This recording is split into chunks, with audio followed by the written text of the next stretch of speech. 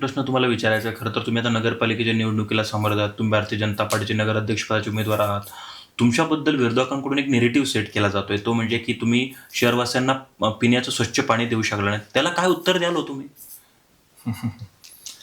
खरं तर सांगायचं झालं तर पाणी पुरवठा योजना ही यांच्या कार्यकालात निश्चितच यांनी मंजूर करून आणली. मला वाटतं 2014च्या 6व्या महिन्यामध्ये यांनी ही योजना मंजूर करण्यात आली. त्याचं वर्क ऑर्डर देखील 2014च्या 6व्या महिन्यात देण्यात आलं. त्या योजनेचा कालावधी हा 15 महिने होता, जे की 15 महिन्यामध्ये संपूर्ण व्यवस्था, मग त्यातील जे काही 3-4 पार्ट होते, रायझिंग बेल असेल, डिस्ट्रीब्युशन लाईन असेल, STP प्लांट असेल, पिण्याच्या पाण्याच्या टाक्या असतील, ह्या सर्व गोष्टी त्यांनी 15 महिन्यात करणं अपेक्षित होतं. परंतु ह्या लोकांनी काय केलं, पॅरलल काम करत असताना त्यांनी सर्वप्रथम या ठिकाणी ज्यावेळेस ते 14ची ऑर्डर भेटली, पॅरलल काम करत असताना या ठिकाणी यांनी लक्षच नाही दिलं काम कशा प्रकारे करायचं. यांची मोनोपोली त्या ठिकाणी सेट झालेली होती. कारण यांची मोनोपोली ही होती का येणाऱ्या काळातही, कारण त्याच्यानंतर लागलीच निवडणुका लागणार होत्या. 2014च्या 6व्या महिन्यात म्हटल्यानंतर 2016ला नोव्हेंबर-डिसेंबरच्या दरम्यान निवडणुका लागणार होत्या.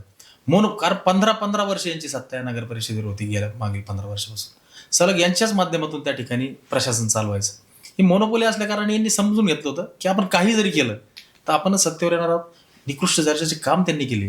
त्या निकृष्ट दर्जाच्या कामाच्या बाबतीत जर आपल्याला सांगायचं झालं तर खेदाने मला सांगावं वाटतं की आमचा जो जाकवेल आहे, त्या जाकवेल टू आमचं गंगापूरचं फिल्टर याचं अंतर 9.5 किलोमीटर. ह्या 9.5 किलोमीटरमध्ये 350 mmची पाईपलाईन बदलणं, 350 mmची पाईपलाईन बदलणं हे अपेक्षित होतं. ह्या महाशयांनी सदरील पाईपलाईन केवळ 1.5 किलोमीटरची बदलली. ही 1.5 किलोमीटरची पाईपलाईन बदलली आणि त्या अनुषंगिक 350 mm पैकी 7.5 किलोमीटर ही पाईपलाईन तशीच राहिली ना, जे की 90-95च्या दरम्यान पोपटरावजी पाटील यांच्या कार्यकालात ती योजना झालेली होती.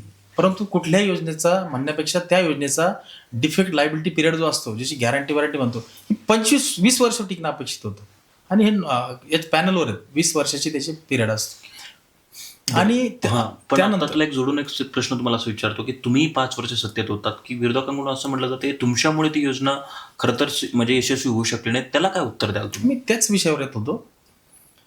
हे पहिले पार्ट सांगितलं तुम्हाला मी जॅकवेलचा. तदनंतर तुम्हाला सांगतो या ठिकाणी फिल्टर प्लांट त्यांनी त्याच दरम्यान त्या योजनेमधल्याच कंपोनंटमध्ये तो फिल्टर प्लांट हा एक कंपोनंट होता. त्या फिल्टर प्लांटमध्ये यांनी आपण साधा हाऊस जरी बनवायचा धरला, आपल्या घरी 2000, 3000, 4 लिटरचा, त्या हौदाला आपण जे काही ट्रीटमेंट करतो, जो काही तो कारागीर असतो, सर गळत नाही ना बाहेरून. यांनी ज्यावेळेस तो वॉटर ट्रीटमेंट प्लांट, ज्याला आपण फिल्टर प्लांट म्हणू, हा ज्यावेळेस त्यांनी बनवला, त्यातले ब्लोअर असतील, त्या ठिकाणच्या मोटरी असतील, म्हणजे जे एस्टिमेटमध्ये नमूद होत्या फिनोलेक्स सारख्या मोटरींना यांनी वैयक्तिक राहत्यासारख्या ठिकाणी जाऊन निकृष्ट दर्जाचे भंगारमधून त्या मोटरी आणल्यात, त्याला कलर केलेत आणि कलर करून त्या ह्या 25-25 HP मोटरी, 12-12 HP मोटरी, ह्या मोटरी त्यांनी टाकल्या. दुसरा विषयांतर तुम्हाला करतो, आपण जे जॅकवेलचा विषय बोलतोय, त्या जॅकवेलच्या विषयामध्ये जवळजवळ 90 HP 3 मोटरी ह्या असायला पाहिजे आणि स्टँड बाय एक असायला पाहिजे. सर तिथे एकच मोटर होती, तीही टेक्समो न टाकता यांनी कुठल्या तरी बनावट कंपनी त्या ठिकाणी टाकली भंगारमधून आणून. त्याच्यामुळे ते 90 HP जर आपण मोटरी बघितल्या तर स्टँड बाय लावलीच नाही, एकच मोटर हा कारभार चालवचा. STPच्या बाबतीत, तुमच्या WTPच्या बाबतीत पुन्हा जर सांगायचं झालं, कुठलेही उपकरण त्या ठिकाणी, मग ते ब्लोअर असेल, त्या अनुषंगिक इतर ज्या काही गोष्टी असतात, कुठल्याही प्रकारच्या गोष्टी यांनी बसवल्या नाही. ते निकृष्ट दर्जाचं काम यांनी केलं. त्या कंपोनंटमध्ये तिसरा पार्ट जर सांगायचा झाला तर टाकण्यात आलेली पाईपलाईन, ती टाकण्यात आलेली पाईपलाईन ही 2015 पूर्वीच, 2015 म्हणजे विशेष करून मी सांगू इच्छितो हा विषय, 2015 पूर्वीच त्यांनी ती टाकण्यात आली. 63 किलोमीटरची पाईपलाईन ही गंगापूर शहरात पूर्ण खोदून ही टाकण्यात आली. व टाकलेले पाईप ज्यावेळेस कार्यान्वित योजना झाली, योजना कार्यान्वित झाल्यानंतर 2016च्या सार्वत्रिक निवडणुकीमध्ये ज्यावेळेस माझ्या पत्नी सौ वंदना प्रदीप पाटील यांना या गंगापूरच्या मायबाप जनतेने लोकनियुक्त नगराध्यक्ष म्हणून त्या ठिकाणच्या खुर्चीवर एक सेवक म्हणून बसविले. माझा सर्वप्रथम उद्देश हाच होता की गंगापूर शहरात ही जी काही योजना टाकण्यात आलेली आहे, ही विविध ठिकाणी फुटायला लागली. याचं फुटण्याचे कारण शोधायला मी लागलो. मी निश्चितच मी विचार नाही केली माझ्या टेक्निकल जे काही ॲडवायझर आहेत त्यांना, सर याच्यामध्ये काय करायला पाहिजे. मी क्वालिटी कंट्रोलकडे गेलो. क्वालिटी कंट्रोल जे की साहजिक आहे, क्वालिटी कंट्रोल करून सर्व नगर परिषद हे क्वालिटी कंट्रोल करून क्वालिटी तपासून घेतात. त्या क्वालिटी कंट्रोलमधून असं लक्षात आलं की सदरील पाईप हा खराब आहे. मला कुठंतरी शंका आली, इतकी नवीन योजना, बरं पाईप एक नाही ना. मी क्वालिटी कंट्रोलकडे काय केलं, जवळजवळ 20 फुटाचा एक पीस घेऊन गेलो.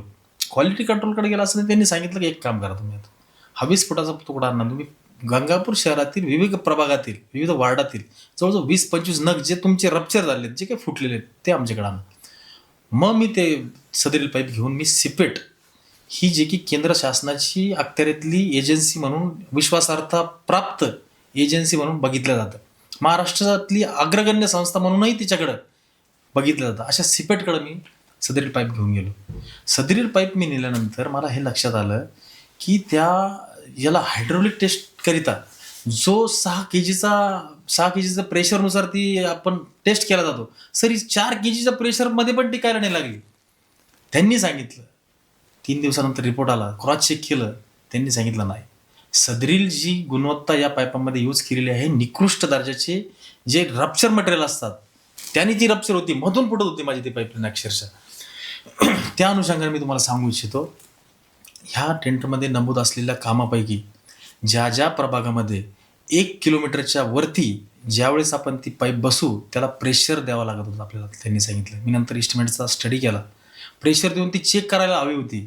जी 63 किलोमीटर लाईन ही टाकण्यात आली, ही प्रत्येक वेळेस आल्यानंतर चेक करून याला प्रेशर देऊन मेंटेन आहे की नाही, ही 4 केजीलाच त्या सिपेटमध्ये काय हे व्हायला लागली, तर मी कसं त्याच्यात हे करू. मी पुन्हा विचार केला, शासनाकडून तर आपण विचार न करू, मी मान्य आमदार प्रशांतजी बंब यांच्या नेतृत्वाखाली पुन्हा एकदा आमच्या DMA ऑफिसला मीटिंग लावली. सदरील कॉन्ट्रॅक्टरला बोलवण्यात आलं, मुख्याधिकारी बोलवण्यात आले, त्याला ब्लॅकलिस्ट करण्यापर्यंत आम्ही पोहोचलो. परंतु शासनाने एक स्पष्ट सांगितलं की शासनाची महत्त्वाकांक्षी प्रकल्प होता, HDP पाईप देखील आमच्यासाठी महत्त्वाकांक्षी प्रकल्प होता. तत्कालीन नगराध्यक्ष, तत्कालीन मुख्याधिकारी यांनी संगनमत करून आज ही जे काही योजनेचा बट्ट्या बोर्ड लावलाय केलाय, आता तुम्हाला इतक्या लवकर 17.5 कोटी रुपयाची पाईपलाईन भेटू कशी शकते. याचं कारण फक्त प्रायव्हेट कन्सल्टन्सी, तत्कालीन मुख्याधिकारी व तत्कालीन नगराध्यक्ष, जे की आज माझ्या समोर या ठिकाणी पुन्हा एकदा जनतेची दिशाभूल करून आपण केलेल्या कामांचं खापर माझ्यावर फोडू पाहत आहेत. पण गंगापूर शहराची जनता सुज्ञ आहेत. मी ह्या आपल्या माध्यमातून सांगू इच्छितो की यांनी अद्यापपर्यंत त्या पाईपलाईनवर जे काही पैसे कमवलेत, निश्चितच त्याचा दुरुपयोग यांनी ह्या माझ्या गंगापूर शहरवासियांना जे छेडलं, निश्चितच माझी गंगापूरची जनता यांना कदापि माफ करणार नाही.